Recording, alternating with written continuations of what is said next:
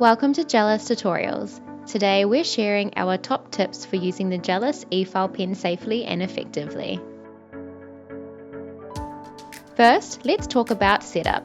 When inserting a drill bit, don't push it all the way down. Leave a small gap between the bit and the base of the pen so it rotates smoothly without strain.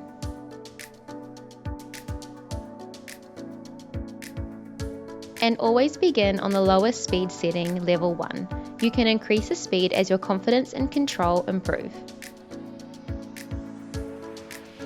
Now let's look at how to hold the pen. Hold the E-file like a pencil and keep your wrist relaxed for smoother movement. Don't let your hand float in the air. Anchor with your pinky finger, the side of your palm, or by resting your hand on the table. This keeps your movement steady and precise.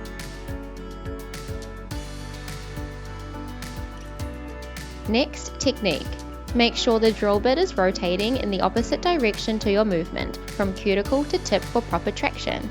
If you're holding the E-file pen in your right hand with your left hand facing towards you, set the rotation to forward.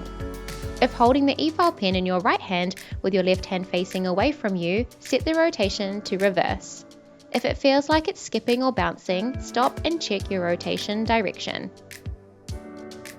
Use light, even pressure and let the bit do the work. Pressing too hard can cause damage or heat buildup. Keep the bit flat and parallel to the nail surface, avoiding angles that could cause it to dig in.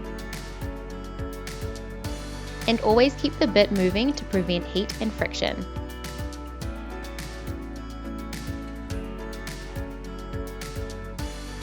When using a rounded end drill bit around the cuticle, you can hold the E-file slightly more upright to get closer. Still take care not to dig into the nail.